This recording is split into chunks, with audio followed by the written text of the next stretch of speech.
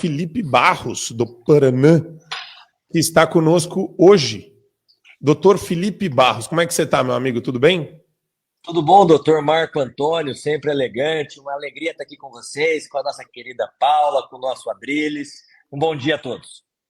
Bom dia. Deixa eu começar, Felipe, perguntando sobre a agenda da Câmara e a questão da votação.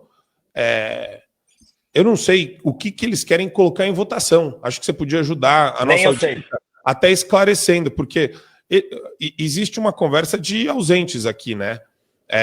E no meio tem o Paulinho da fraqueza. Quer dizer, é dosimetria que ele vai querer pautar. Ele vai forçar a oposição a votar uma dosimetria? Ele consegue forçar a oposição a fazer isso? Muita gente tem essa dúvida, Felipe. É uma boa pergunta, Marco, porque certamente o relatório do deputado Paulinho não será da anistia, como ele próprio já disse inúmeras vezes nas entrevistas que ele tem dado. Então ele vai soltar o relatório dele, vai publicar o relatório dele dentro daquele conceito da dosimetria, que na minha opinião não é uma atribuição do Congresso Nacional, é uma atribuição do Judiciário, mas certamente, pelas conversas que ele próprio já assumiu ter com o Judiciário, o relatório dele deve vir nesses parâmetros aí da chamada dosimetria, que, fazendo um parênteses, não foi aquilo que 311 deputados votaram. 311 deputados votaram sim pela urgência do projeto de lei da anistia. Então, no meu ponto de vista e do ponto de vista regimental da Câmara dos Deputados, ele deveria fazer um relatório, podendo efetivamente mudar alguns pontos, mas trazendo o conceito da anistia. Então, ele deve apresentar esse relatório dele na terça ou na quarta-feira. A expectativa é nós votarmos essa semana, isso é o que eu tenho ouvido nos corredores da Câmara desde semana passada, trazendo o conceito aí da chamada dosimetria. E aí é uma sinuca de bico, né, Marco? Porque ele vai botar, o presidente Hugo Mota vai botar para votar, e para nós votarmos os nossos destaques, porque o PL, por ser o maior partido, tem direito a fazer destaques. O que são os destaques, para quem está nos acompanhando conseguir entender? São alterações do texto que cada partido tem direito a propor. Então o PL vai propor, certamente, todos os destaques que nós tivermos direito, para que a gente mude o texto do deputado Paulinho, trazendo, então, não a dosimetria, mas a anistia. Só que para nós votarmos os destaques, antes nós teremos que votar o relatório do próprio Paulinho. Então, essa é a sinuca de bico. Se nós votarmos contra e o projeto de lei efetivamente for rejeitado, a gente perde, inclusive, o direito dos destaques. Se a gente votar favorável, uma parcela da sociedade certamente não vai compreender porque nós votamos favorável ao projeto de lei da dosimetria, mas aí, no segundo momento, depois da votação do relatório dele, na mesma sessão, nós partiremos para as votações dos destaques, não só os do PL, mas dos outros partidos que apresentarão destaques. Mas então, o PL está alinhado? Mas o PL já está alinhado com relação à estratégia ou não fechou ainda? Ainda não fechou, nós vamos ter uma reunião da bancada do PL amanhã pela tarde. Nós ainda também não temos o relatório do deputado Paulinho, a gente não sabe o que vai vir de lá, a gente está esperando a publicação do relatório dele para aí sim a gente traçar as estratégias. Para traçar a estratégia. Sim. Entendi. Agora, até a impressão que eu tenho é que a publicação do relatório do deputado Paulinho vai ser só nos 45 do segundo tempo. Até para atrapalhar vocês a elaborarem a estratégia, né? Então ele vai jogar o máximo possível para frente para botar na boca do gol e forçar vocês a tomarem uma decisão rápida. Em cima da hora, exatamente. E sem pressão popular, sem a imprensa cobrindo, enfim. O cenário não é positivo, mas nós temos que fazer o trabalho que todo mundo espera que a gente faça, né? Então... Entendi. Deixa eu começar. Professora, tem uma pergunta para o deputado Felipe Barros? Tenho pergunta, sim. Bom dia, deputado. Seja bem-vindo aqui ao Fio Diário. Eu vou mudar um pouco de assunto. Eu sei que o tema mais urgente aqui é a anistia, obviamente, porque a gente está falando de pessoas que estão presas, mas no cenário atual a gente tem aí uma outra força muito poderosa, que são as ONGs. Esse é um assunto crucial, na minha opinião, para a gente começar a tirar essa hegemonia esquerdista, né? As ONGs acabam recebendo milhões e milhões de dólares de entidades estrangeiras para, inclusive, dizer o que pode ou não ser falado pelos brasileiros aqui nas redes sociais. Eu gostaria que o senhor nos atualizasse com relação ao seu PL das ONGs, como é que está, vai adiante, não se falou mais sobre o assunto. Eu queria as atualizações, deputado. Professora Paula, obrigado pela pergunta. E eu quero aqui, em primeira mão, dizer para vocês que ainda neste mês de outubro, nós votaremos na Comissão de Relações Exteriores e Defesa Nacional, a comissão que eu presido, o relatório do meu projeto de lei das ONGs, que é relatado pelo deputado André Fernandes. Nós estamos finalizando alguns últimos pontos do relatório e até o final do mês eu vou fazer uma sessão exclusiva para debater o projeto de lei das ONGs e votar, portanto, o relatório do deputado André Fernandes. Esse é um assunto, um dos mais urgentes para a democracia brasileira, porque o que nós vemos acontecer no Brasil ao longo desses últimos anos é a completa interferência de outros países, essa sim uma afronta à soberania nacional, que com milhões de dólares financiam ONGs que estão aqui no território brasileiro, atrapalhando o desenvolvimento do Brasil e pautando o debate público. Eu quero lembrar vocês que o inquérito das fake news, o famigerado inquérito do fim do mundo, ele foi muito embasado com base em relatórios feitos por ONGs que, por sua vez, recebiam e receberam milhões de dólares da USAID. Se nós pegarmos o caso da Amazônia, inúmeras ONGs ambientalistas atrapalham o desenvolvimento, vendem a soberania nacional brasileira a outras potências estrangeiras que também interferem na soberania nacional do nosso país através dessas ONGs. Fora o fato de que, nas palavras da própria esquerda, naquele momento da transição do governo Bolsonaro com o governo Lula, o Jorge Soros fez inúmeras indicações para integrantes da equipe de transição do governo Lula e que hoje ocupam cargos nos ministérios. Então, quando nós vemos o PT falar sobre soberania nacional, isso é uma piada pronta, porque se existe um governo que é completamente submisso aos interesses estrangeiros, em especial aos interesses do Partido Democrata Norte-Americano, esse partido é o Partido dos Trabalhadores. Excelente. Adrilles Jorge, tem uma pergunta para o deputado Felipe? Eu teria várias, mas vou fazer uma só, aglutinada em uma. Deputado, a gente está comentando aqui, né? Felipe Barros, internacionalmente, um escândalo nacional. Felipe Martins, um escândalo internacional de um homem que foi preso por uma viagem que não fez, por um golpe que não deu, por um documento forjado, sabe-se lá Deus por quem, com uma mídia anuindo a uma versão completamente estapafúrdia de uma viagem que ele nunca deu, baseada num documento falso. A gente está vendo agora a possibilidade de 3 deputados que estão sendo perseguidos, que estão sendo chamados de amotinados. A gente está vendo a imprensa endossar mentiras, a gente está vendo o judiciário condenar pessoas injustamente, e a gente está vendo um movimento ainda, diante de um escalabro e de uma escalada tão grande de injustiças à frente dos nossos narizes, que une o judiciário, a grande mídia, grande parte do parlamento. A gente está vendo toda a direita, não calada, mas muito tímida, deputado.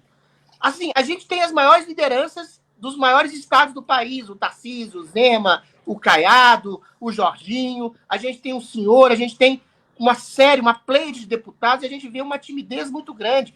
Quais são os ânimos no PL, quais são os ânimos na direita, dentro do Congresso, para ter uma reação? Porque se a gente ficar tímido diante de uma escalada avassaladora que une mídia, judiciário e parte do Congresso, sobretudo a cúpula do Congresso, que tem uma intimidade muito grande, entre aspas, com o judiciário, a gente vai acabar sendo esmagado, deputado. Adrilles, a sua análise está coberta de razão. Aliás, como sempre as suas análises estão cobertas de razão. Eu mesmo, na semana passada, quando a defesa do Felipe Martins foi destituída de forma ilegal, fiz um vídeo dizendo que, em nome da Credem, recorreria às entidades internacionais, como a OEA, a Corte Interamericana de Direitos Humanos, e também o Comitê de Direitos Humanos da ONU. Não foi necessário, porque, ato contínuo, o ministro Alexandre de Moraes revogou a própria decisão que ele havia proferido 24 horas antes. Hoje, cedo mesmo, estava falando com a defesa do Felipe Martins para que a Credem possa acompanhar essa investigação que está sendo feita nos Estados Unidos sobre a inclusão do seu nome nos sistemas norte-americanos, como se ele tivesse entrado nos Estados Unidos, o que efetivamente ele não entrou, e todo mundo sabe disso. Foi feita uma inclusão fraudulenta do nome dele com algum objetivo, e a Credem vai, a partir dessa semana, acompanhar essa investigação a pedido da própria Comissão de Relações Exteriores. Nós devemos votar na quarta-feira esse pedido de acompanhamento dessas investigações. E nós estamos vendo, Adriles, que muitos, seja por receio, seja por medo, seja por desânimo, preferem se calar. Não é o que eu tenho feito. No ano passado eu fui o líder da oposição, esse ano como presidente da Comissão de Relações Exteriores e Defesa Nacional, e acho que é o momento, aliás, não acho, tenho a convicção de que nós não podemos simplesmente fechar os olhos e tampar nossa boca diante dos descalabros que estão acontecendo no Brasil. Ou nós agimos, mas para agirmos nós temos que ter estratégia, é isso que eu tenho falado bastante nas nossas reuniões internas lá em Brasília, semanalmente. Não adianta cada um ir para um lado, todo mundo ficar parecendo barata tonta. Eu acho que já passou da hora de nós agirmos com estratégia, com sabedoria, com divisão de tarefas, mas todos caminhando para um norte único, do que cada um indo para um canto diferente. Tenho insistido muito, viu, Adriles, nessa necessidade de nós termos uma estratégia definida, como quando teve a Lava Jato, o PT sempre teve essa estrutura. É claro que o PT é uma estrutura bem horizontalizada, aliás, ela é verticalizada, né, de cima para baixo, eles falam e o resto obedece. Não é o perfil do PL, até porque o presidente Bolsonaro está preso, ele que poderia passar essa estratégia para a gente, mas está impossibilitado de conversar com todo mundo. Agora, é necessário que haja uma estratégia mínima. O que não dá é para a direita ficar parecendo barata tonta. Essa é uma questão que deixa muita gente aflita, porque a gente tem outros ingredientes nessa salada toda, né? E as pessoas elas estão esperando, elas acham que com essa abertura diplomática de conversação normal, que é institucional, com o Marco Rubio nos Estados Unidos, tem gente achando que vai demorar para vir mais sanção e que isso pode também prejudicar a força da mobilização dos deputados federais e senadores no Congresso. Pergunta derradeira para você, Felipe. Como que você enxerga isso? A gente não está refém dessas circunstâncias. A gente consegue e tem espaço para trabalhar e defender as pautas. A gente precisa continuar as mobilizações, a gente precisa continuar organizando as pautas reformistas da direita, como disse o Adriles, e você colocou bem agora nessa questão de organização? Marcos, sem sombra de dúvida, por onde eu tenho andado aqui do estado do Paraná, o povo espera isso de todos nós. Nós temos que avançar nessa pauta da anistia, nós temos que ter estratégia para continuar rejeitando algumas pautas do governo federal, como, por exemplo, essas de aumento de imposto, que nós rejeitamos a medida provisória na semana passada. Nós estamos perdendo a guerra da comunicação nas redes sociais, ainda há, de fato, uma predominância da direita nas redes sociais, mas os últimos episódios demonstram que nós estamos perdendo essa guerra. Por quê? Por falta de estratégia, por falta de comunicação, por desânimo de boa parte da população e por falta de estratégia de todos nós que estamos lá em Brasília. Por isso que eu tenho batido tanto nessa tecla. Ou a gente se profissionaliza, ou nós agimos enquanto grupo político, com estratégia definida, com cabeças pensantes, com pessoas que pensam na estratégia e outras que pensam na execução dessa estratégia, ou nós vamos continuar apanhando cada vez mais, diga-se de passagem, porque já há um consórcio do governo com o judiciário, e esse consórcio, cada vez que passa, fica mais fortalecido. Então, é necessário, é fundamental que a gente haja com estratégia. São várias guerras e várias batalhas ao mesmo tempo.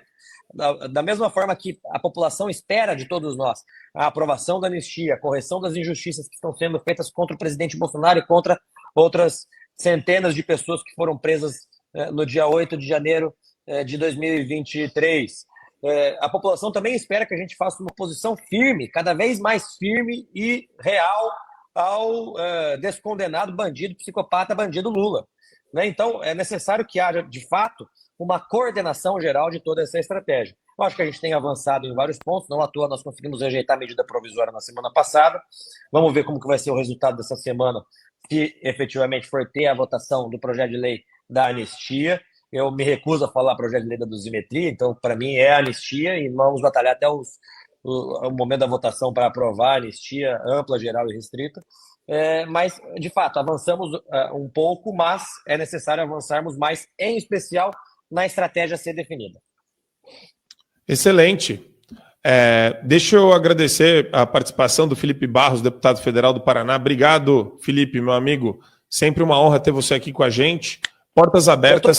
Sempre que tiver alguma coisa, alguma novidade que você puder sair da comissão e falar aqui pra gente, somos todos ouvidos, meu amigo. Combinado, Marco. Obrigado, irmão, pela oportunidade. Eu estou para te visitar em Minas Gerais, comer um queijo, um pão de queijo, um doce de leite. O Adrilles já abandonou o estado dele. Eu tive que vir para cá porque ele abandonou o estado dele. Não, eu sou o único político brasileiro que tem dois estados no coração: São Paulo, Minas Gerais e todo o Brasil. Agora é o meu estado. Eu vou mudar minha certidão de nascimento. Minha certidão de nascimento vai ser daqui, ó. Nunca mais. Eu vou morrer em Minas Gerais, Felipe Barros. Eu sei disso. E eu gostei do cenário do Adrilles. Eu quero tomar um café nessa cozinha que ele está. Um beijo para vocês. Valeu, obrigado. Valeu, Felipe. Abraço, meu amigo. Fica com Deus. E, pessoal, vamos lá.